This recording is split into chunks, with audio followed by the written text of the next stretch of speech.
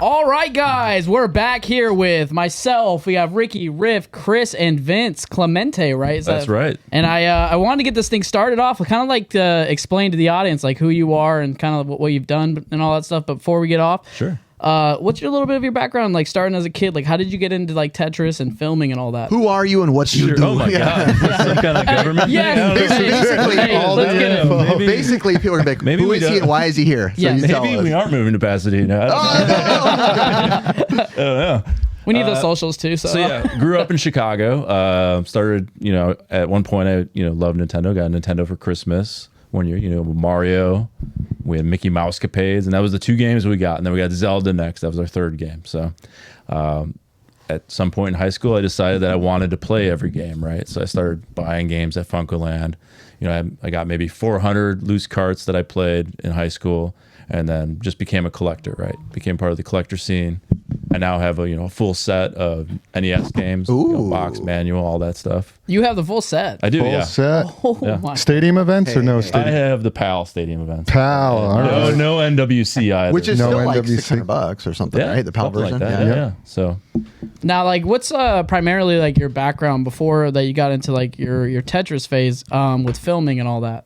right, yeah, Well, so- we might want to tell the audience first Yeah. who doesn't know. You run Tetris. Oh yeah.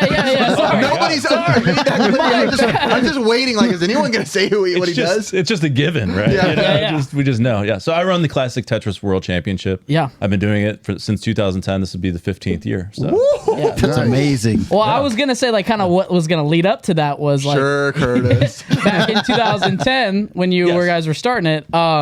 You were doing the documentary for it, right? right. Yeah. So I went to film school and then started making documentaries. So in 2010 or 2009, actually, I met up with Robin. I knew Robin Mahara, who's third place NWC, and he was trying to make make a 20th anniversary version documentary of the NWC, right? So it was 1990 to 2010, and then we got in touch with Adam Cornelius, who was trying to make a documentary about Tetris, and we just kind of collided it all into one project where we're just trying to find the world's best Tetris player, since NWC is just basically a Tetris game anyway. It's the most important part. Mm-hmm. So that was like probably the first Tetris tournament, you would say. I would say, but Yeah. So yeah, so then- didn't like Thor win that or? Thor won that. Yeah, well, he won his age group, right? So there was 3 different winners. So he won the group, and then that group was like the most notorious, with like having the highest scores, being the best players at the game. And so doing the documentary, that led into doing the tournament? Right. So yeah, one of my main roles in the documentary was to direct and produce the first tournament in 2010, and that was to be the climax of the film. So that's what I did, and I never knew I was going to do another one. Right. So in 2011 or late 2010, all the players were like, "That was so much fun. Let's do that again." I was like, "We could do it again." Tetris Company was into it, so 2011 became a thing. No, So that's when you officially realized like this is going to become Right. a thing. Was it something that people in the community immediately were excited for, or is it something you kind of had to build into people being excited for it? Oh, you definitely had to build it. I mean, the community back then was maybe 20 people, 10, 15 players. Right? Wow. There's no internet. There's no Twitch. There's no, Justin TV isn't even really a thing, Yeah. right? So it was just Facebook friends and people that have the same passion for a certain game that can talk to one another about their lifelong plight of playing the game, right? Are you any good yourself? I recently maxed out last year. I have 3 max outs now, so that was so I've got the 999. Wow. Yeah. Nice. And how many players were at that first one? And it took place in LA, the first, First one, one right? and second one took place in LA. So the first one was at the Downtown Independent Theater. Okay. And it was just, we invited people from, we were filming people, that were really good, on Twin Galaxies board, Yeah. which, was, like 600K would get you like 7th place on that leaderboard then, right? So those, we already knew those, invited them. So they came from around the United States, but then it was open call for qualifying, which was, not going to be done originally with the movie. We were just going to, see who's the best of these people. And I was like talking with the Tetris company. We're like, let's get qualifying in so that anyone can come, right? Wow. So then a player like Quaid, fan favorite Quaid, kind of like bad boy of Tetris, right? Like the me of the show. Yeah. Just kidding, not at all. Gabo's probably more the favorite. So how many players in the first one total, would you say? maybe 20, 30 people 20, showed 30 up. I mean, people. there was like, Wow. there was, yeah, it's a pretty small tournament. How many people generally come now and attend the championship? I mean, we get, 1,000 people probably. I mean, players know, if they're not that great, maybe, I don't have a chance of making the gold bracket, right? But people still come because it's, we're all about the community. It's more about coming and hanging out. I mean, even back in the day, everyone knew Jonas was going to win every year, right? So people still wanted to come hang out, like have a goal of like, I want to make top 8. I want to make top 16 or something like that. What has, I know recently Blue Scooty Right. and it has got more attention than you could ever imagine. Oh my God, yeah. No, it wasn't just like, oh, the community of Tetris sees this kid who beat Tetris, right? That's kind of what you would see in the mainstream media. Hey, someone beat Tetris.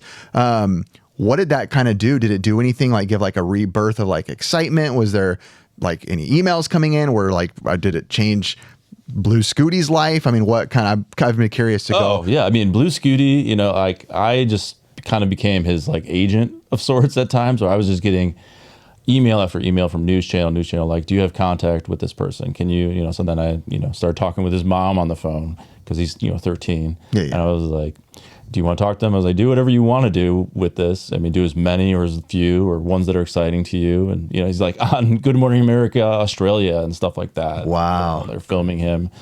So it's just, everyone knows, like we were in Waco, Texas, like 2 weeks ago. There was like 3 different news channels that came out just to follow him in the tournament because he was playing there. And then there was a bunch of other like dads with their little kids that showed up, like 8, 10-year-olds, that showed up and wanted to meet him because they saw the video and take pictures with him or get him to sign something. It was just like really cool to see, like now there's another new generation coming from behind what, was already like Joseph versus Jonas in 2018 where, Joseph was 16, beat the 7-time champ, right? Wow. That created this whole new era that we're in now where it's like, a lot of, 18 to 25-year-olds or even younger, like Blue Scooty 13, right? So Did you know him before he beat it? Was he competing?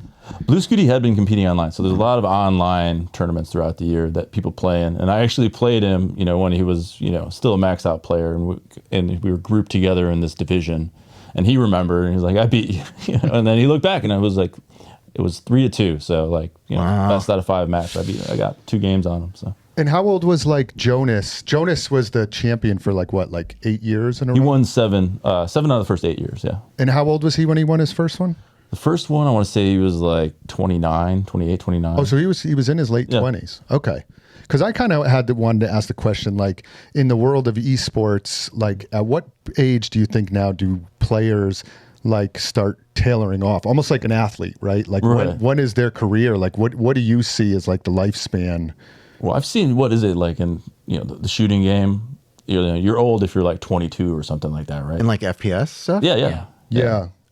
So it's always a bunch of wild young kids, I feel like. Yeah. And do you think, like, what do you think, like, as we get older, like, I've noticed it when I'm playing games, like, I've tried playing, like, Call of Duty with my son, and I'm like, I just cannot hang with this. Like, like my reaction time. To be fair, I'm pretty much first all the time in Call of Duty now. Are you still good at it? I don't. So I recently got back into it, and I didn't start out that way, but I'm telling you, like 4 matches in, I'm kind of always in the top now, and I'm like, take that, son. Go to my kid. I'm like, you go back to Roblox, all right? I was playing Fortnite with my son, and that was your first mistake. Yeah, well, maybe. But I was enjoying it. But I'm like back of the, I'm like holding back. I couldn't do all the building, and these guys are like doing all this, and I just realized after a while, clicking like, at unbelievable level, just like Tetris. Just like Tetris, yeah. So I just noticed, like, I'm in my 40s now. I'm like, I can't hang with this. At some point, it went downhill. I don't know when that was. I think you just don't have the time. You don't have the time to commit to it,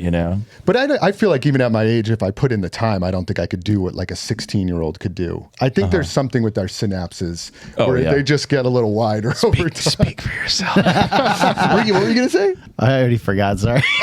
Speaking of getting old, it was like 2 seconds ago. Just turned 40. True, Ricky did just turn 40. So if you had to give happy birthday, happy birthday, Ricky. If you had to give the peak time, like the peak, do you think it's 18 to 22 maybe is the age? I mean, right now, yeah, for sure. Yeah. I mean, Scooty, he's young, he's in school, right? So he I think he's playing 4 or 5 hours a day, he said, or something like that. Wow. I mean, 18 to 22 might be wrong because a lot of our younger players are now in college, so maybe they don't have enough time Right. to commit to it. So maybe high school would be the age. That's the, So but they're all getting older, slightly older, but yeah, we're seeing the 8-10-year-olds show up now. Like, maybe it's the future is here, Like if what was his name again? The champion for forever? Jonas. Jonas. Yeah. If Jonas was to hop on with Blue Scooty now, like could he even hang? No. Couldn't even hang. I mean, he would hang until kill screen happened, and then right. Yeah. because they can play on kill screen. Jonas, wouldn't be able to unless he learned rolling, which maybe he would have. And do a lot of those older guys still compete? Yeah, there's a handful of old guys that still come out, but once you get Chris is just really rooting. He just really wants him to say yes. Old people can make it, Chris. No, I know you we too can. make You it. can do it too. No, I know we look, can. Vince, read that behind you. What's that say? SoCal. So Southern California Gaming Expo. Okay, so Yeah. what made you Yeah. come to SoCal Gaming Expo? I'm curious what in your brain, how I know you guys kind of talked Yeah. and everything, but what kind Well, of. I know Chris, and I've worked with him before. Chris runs one of our regionals at the Retro World Expo. Yep. And Tetris' birthday is June 6th, so I was like, I need an event around June 6th. It's the 40th birthday, right? This year for Tetris. Our 15th, so it's a big year all around. So 7th, 8th, 9th made perfect sense. I live down here, so. I think, yeah, and I knew you, of course, through the regional. And then when I moved out here 7 years ago to LA, you were in Long Beach. I think we connected at my store at one point, got together. And then I had gone up to Portland, got to see the Tetris World Championships in person. Me too. Up there. And I was just blown away by it. I mean, the whole time I was up there, my son and I, he was probably only like 5 at the time. Wow. And we sat and just watched I remember, the championships the whole time. It is quite literally fascinating to watch, even if you're not into Tetris in any way, shape, or form. Yeah. Because just the speed of what's happening, my brain is like, I do not understand how they can register their movements that quickly. Right. My brain cannot comprehend that quick. And that's what I was blown away by watching it. It's like I've played Tetris before, of course, but watching what they do is just so incredible. Yeah. So yeah, it really is for anybody to watch. Yeah. How much would you say has changed since the beginning till now, like the different eras? Oh man, I mean, it's just every year the players are better and better, right? So there's like, it was like kind of slowly going like that, and now it's like, Jeez. I have an interesting question. I have an interesting answer. I hope so. What do you think of like other style of Tetris games, like Tetris Fear or like Tetris Attack or whatever? Is it a laughing thing in the world of Tetris? I don't know. I'm not like deep involved in that world. In certain genres of gaming, they laugh at certain types of games. Like that doesn't count. But is straight up OG Tetris the Tetris, or is there even like are people putting in high regards for other ones as well? I think it just depends on preference, right? So people like the NES version, right? Because when the piece falls, it sticks. Each Tetris game, a lot of them have different randomizers of how you get pieces, or you can hold a piece, or you could slam a piece down, right?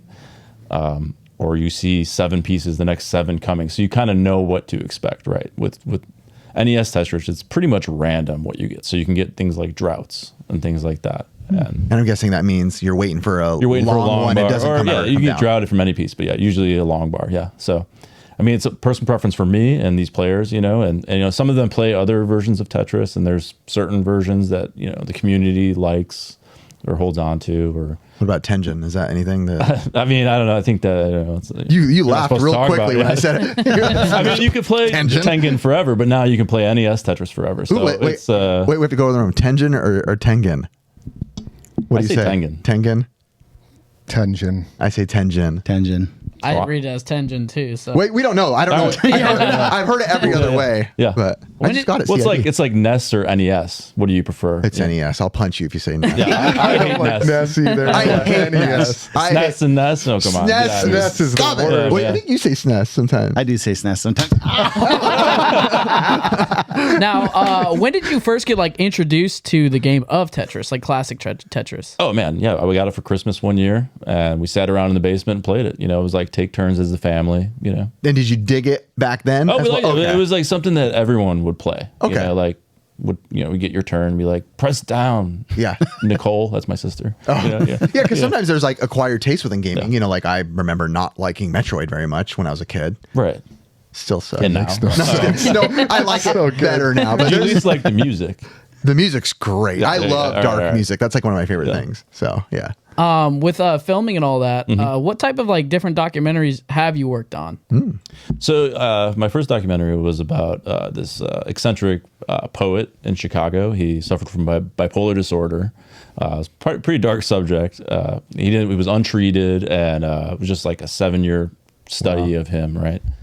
So I talked to a lot of psychology festivals with that movie, and then the Tetris movie, and then a couple years ago I came out with the Palindromes, which is a movie about people that read and write palindromes, and there's a palindrome competition where people write brand new palindromes. So What's a palindrome? so it's it's like a word or sentence that you can read forwards and backwards, letter by letter. Like So Hannah. Crash car or something? Car crash? Race Race car. car. Race car. It was in there Is somewhere. race car a palindrome? It is. Yeah. huh? Yeah. It is. And Hannah. What else are palindromes? Dude. There's Mom. Mom, dad, yeah. There's some good ones. Huh? One of my favorites is Mr. Owl Ate My Metal Worm. That's a good one. Oh. No Mr. way. Owl ate my metal worm. Yep. So what was that I'm texting documentary that to about? Was myself. it about like creating the longest palindromes? Well, so Will Shortz is in the movie. The guy that does the New York crossword puzzles. So he runs, the crossword tournament. So we were part of the American crossword tournament. And that was like kind of a side event, but probably the main event for sure. In my heart anyway. But it was like they would get prompts like use the letter X and Z in a palindrome, or no word long, shorter than 4 letters long in a palindrome. So it'd be sentences. It was Mr. Owl ate my worm, right? Metal worm. Metal worm. Dang it. I sound so stupid. I just sent it to my friends like, dude, read that backwards. No. What is it? Mr. Owl, Ate my metal worm. my metal worm. Yeah. Okay, got it. Now I know we've been talking a lot about Tetris, but like, what is like your favorite game to play? I mean, I like Tetris. I've always liked Tetris, but I mean, I like Dr. Mario more at times. I let's go. really had a great time growing up playing with Dr. Mario with friends. Tetris is kind of like a solitary activity, until 2010 when we created the World Championship. Now it's the I'm a greatest big, that ever exists. Dr. Mario is my favorite. Yeah. I'm not a huge puzzle guy, but Dr. Mario, I fell in love with it. Whether it's yeah. the music or whatever, all through college, I played that to the point where I would go to sleep and have pills like in my dreams every night. You might have been taking pills. I don't know, but I would life, see my those God. things in my dreams. It was crazy. So, Wow. Yeah. That's like the Tetris effect, but for Dr. Mario. I bet you they see that too. They probably That's what like, they call it, the Tetris effect. do they have it in their Yeah, like where you dreams? just, Like they like, see see it, it. and you're like playing it in your dreams. I done used that to with work. play Yeah. I've had that with work before where I see editing things in my dreams. Literally. I've seen it 100 times. Yeah. Sad. You wake up you're like, no, I didn't get a break. I know, just like working through the night. You can't even see it. Yeah. By the way, last comment. Dr. Mario music. Fever or chill. Yeah. Love Fever it. or chill. Oh my gosh, I Fever, love that music. for sure. Fever for sure. But Oh, man. Tetris music is better, in my opinion. That's what I thought of when you said Dr. Mario. Dr. Mario music I like, but it gets annoying after a little while. Tetris music I feel like I'm always vibing with. It somehow never annoyed me, even though I acknowledge it's super annoying music, but it never did. Yeah, it's just the same thing over and over. Yeah, but I always enjoyed it. Okay. You said you You were also working. like new rap though. I do.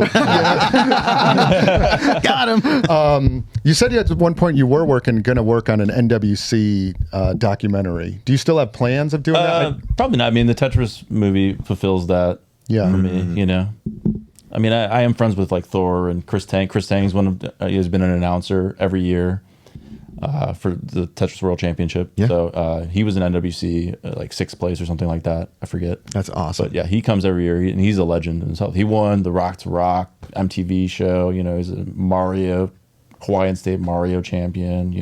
Yeah. So yeah. Would you ever do like a different kind of Tetris as a tournament?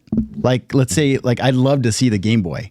I don't know why. I think it'd be so funny. To, how the guys go crazy on the controller when they're playing? Well, someone with a Game Boy, like, dear God. Yeah. Because they flip it upside down and do like weird stuff on it. I'm like, I love this. I love when people stream Dr. Mario when it's just like camera watching you play. Because it's really expensive to buy the cord to get it out to the computer and stuff. But we do run other tournaments. So there is a Game Boy like tournament that we run. And it's just usually online.